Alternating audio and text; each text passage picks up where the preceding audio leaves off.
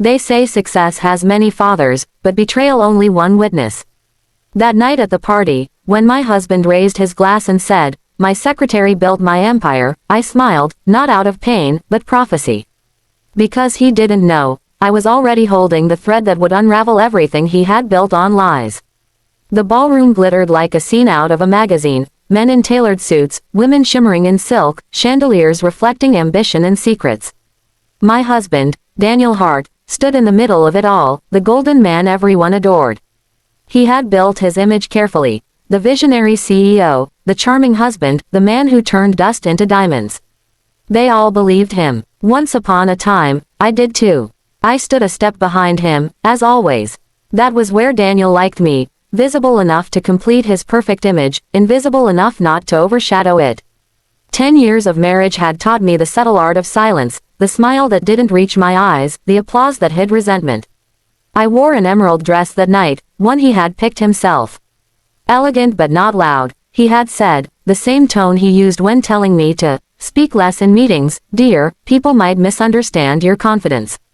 He liked his women gentle, predictable, admirers, not challengers. But that night, I wasn't the woman he thought I was anymore. As the music paused, Daniel raised his glass, the spotlight finding him instantly, as if it always belonged there.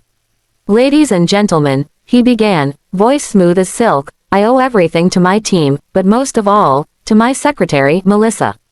She's my inspiration, my support, the real builder of this empire." A ripple of laughter and applause filled the room. I saw Melissa across the hall, her eyes wide, her cheeks flushed under the makeup. She tried to look surprised, but I knew better. Her hand brushed Daniel's arm a little too naturally. The cameras caught it. The crowd pretended not to notice. And I smiled. The same smile I had worn months ago when I discovered the affair. Back then, I had cried, long nights on the bathroom floor, replaying years of devotion that had turned to mockery. But tears dry, and something else takes their place, clarity. I realized that the empire Daniel boasted about wasn't entirely his. It had been built on my research, my investments, my contacts. When we started our first company, he was the face, but I was the mind. I managed the operations, wrote the proposals, built the early partnerships. Then, as we grew, he began erasing my fingerprints. At first, he called it strategy. Later, it became his legacy. By the time he started his affair with Melissa, he had convinced himself that I was just a supportive wife who benefited from his success. He didn't realize that while he was busy flaunting his ego, I was quietly reweaving my control into the roots of his empire. Every new company he registered, every asset he shifted, I had my eyes on it. Half the properties were still legally under our joint trust. My signature was on every paper he never bothered to read. The man who loved attention never realized that the quiet woman beside him was the one holding the keys. That night at the party, while the world clapped for him, I was thinking of the email waiting to be sent from my phone. A single click would begin the process I'd spent months preparing. Account audits, legal filings, discreet partnerships with his board members who were tired of his arrogance. Every thread was in place. As the applause died down, I excused myself. "I'll get some air," I told Daniel, who barely glanced at me. He was too busy shaking hands, laughing, and drinking toasts to himself. I stepped onto the balcony. The night air was cool, carrying the distant hum of city lights. I could see my reflection in the glass, calm, collected, unreadable. For years, I had been the woman behind him. Tonight, I was the storm he didn't see coming. Moments later, I felt his hand slide around my waist. He leaned close, the scent of whiskey and pride heavy in the air. "You looked beautiful tonight," he murmured. "But don't be jealous, Melissa's just a part of the team. You know how people talk." I turned my head slowly toward him, meeting his smirk with a calm he mistook for acceptance. "Oh, I'm not jealous," I said softly. "I'm just thinking how easily empires fall when they forget who really built them." He frowned, caught off guard. "What's that supposed to mean?" "Nothing," I said, touching his arm gently. "Just an observation." He shrugged it off and went back inside, already chasing another toast. The crowd swallowed him again, laughing, flashing cameras, greedy applause. I took out my phone, opened the draft email, and pressed send. Subject line: Execution Phase 1. Within seconds, encrypted files began transferring to my lawyer and financial team. Account numbers, ownership proofs, board approvals, all prepared over months. My lawyer had called me brilliant for it, said Daniel would never see it coming. He'd laughed and asked if I wanted to destroy him. I told him no, I just wanted what was mine. Back inside, the music rose again. Daniel and Melissa were now dancing under the lights, surrounded by people pretending not to see. I watched from the edge of the crowd, sipping champagne. My reflection glimmered faintly on the glass as I thought of the years I had given him, the nights I stayed awake building business models while he networked at bars, the sacrifices I'd made to make him look strong. Now, watching him bask in his own arrogance, I felt no sorrow. Only justice ripening quietly. When he caught me watching, he smiled, raising his glass to me from across the room. I smiled back, tilting my glass slightly in return. The calmness of that moment was almost poetic. He thought he was celebrating his legacy. I knew he was celebrating his last night as the king of an empire already collapsing. Later, as the party wound down and the guests began to leave, Daniel called out to me, still half drunk on victory. "Did you see the coverage?" He laughed. "They're calling Melissa the future of the company." "Oh," I said lightly, taking my coat. "Then I suppose your future will be very interesting." He laughed, not catching the edge in my tone. I kissed his cheek, whispered goodnight, and went upstairs alone. He stayed downstairs, probably texting Melissa. I didn't care. In the quiet of our bedroom, I opened my laptop one last time and watched as confirmation emails poured in. The first bank account freeze had been processed. The second was in motion. The documents transferring ownership rights were filed. The plan I had buried under silence was breathing. I closed the laptop and stood before the mirror. For the first time in years, I saw myself clearly, not as Daniel's wife, not as the silent partner, but as the woman who had always been capable. The woman who had built, protected, and now reclaimed. Downstairs, the music was fading. The party was over. Tomorrow, Daniel would wake up and realize the applause had ended, and so had his empire. And when that moment came, he'd remember this night. The night I smiled as he praised another woman for building his world. The night he didn't know he was already standing on the edge of his own downfall. The night his fall began, with my quiet, patient smile. When Daniel woke the next morning, he was still humming the melody from last night's party, completely unaware that the song he was humming would be the last tune of his reign. He walked downstairs in his robe, his usual arrogance intact, and poured himself coffee. He didn't notice me sitting by the window, already dressed, calm and waiting.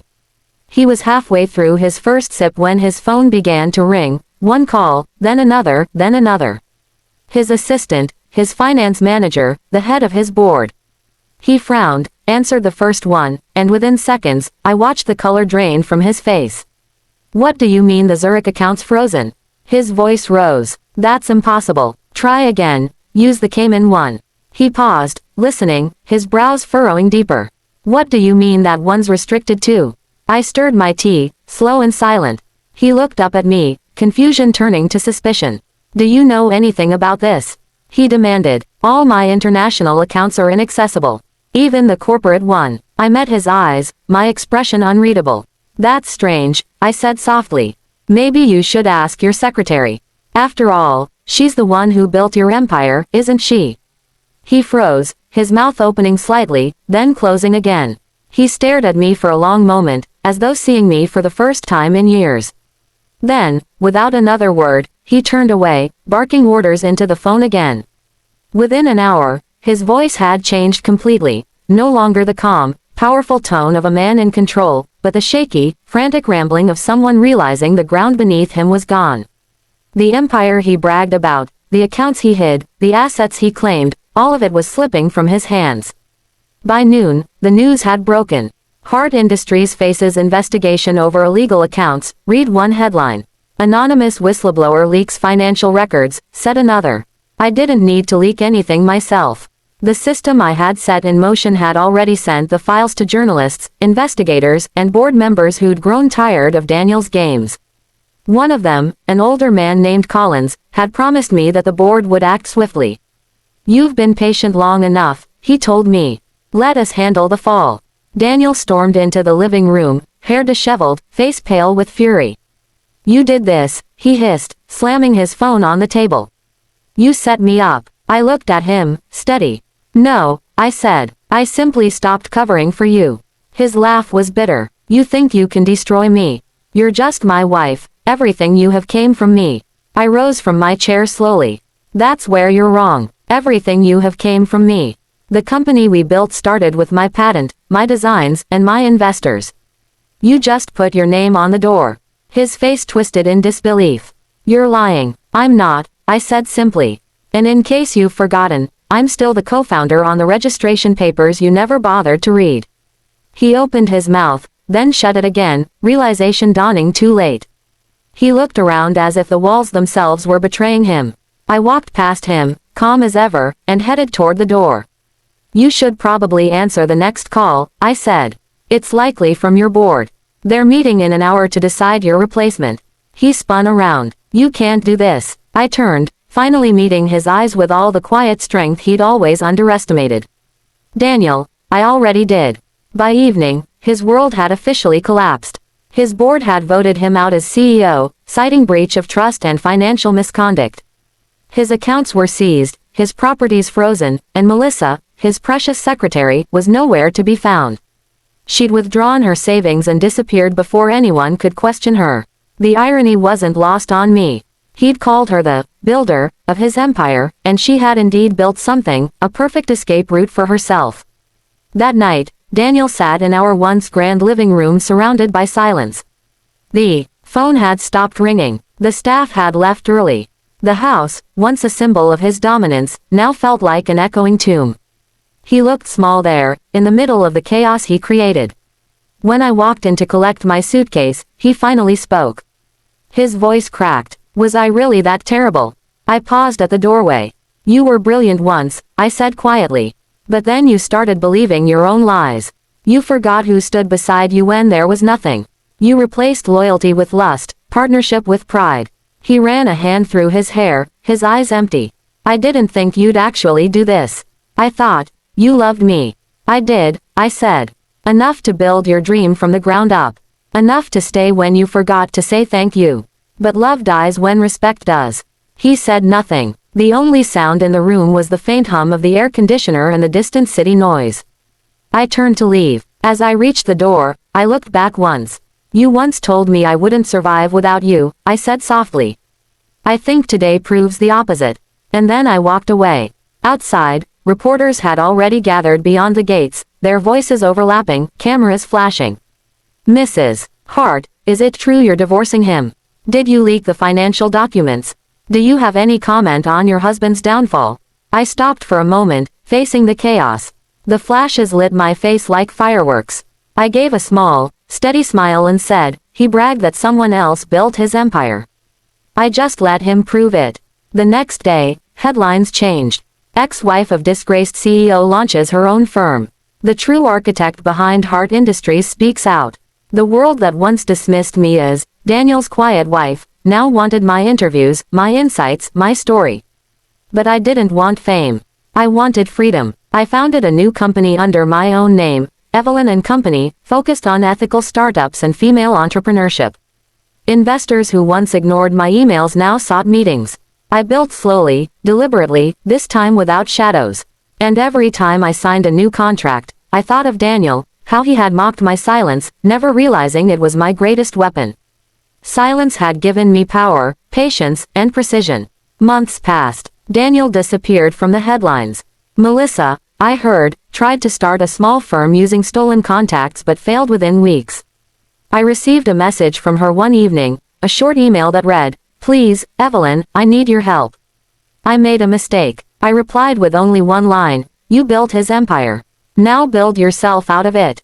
That night, as I sat in my new office overlooking the city lights, I thought of the girl I used to be, the one who waited for applause that never came, who let herself be dimmed so someone else could shine brighter. That version of me was gone. Now, I didn't need applause. I didn't need validation. I had something stronger, peace. Sometimes, revenge isn't fire. It's silence. It's walking away with your head high while the world watches the man who underestimated you crumble under his own pride. The truth is, I never destroyed Daniel's empire. I simply stopped holding it up. And to anyone watching, to anyone who's ever been told they're lucky to stand beside someone who forgets their worth, remember this: your silence has power, your patience has purpose, and your time will come. Because when you know your value, their downfall isn't your victory. Your freedom is.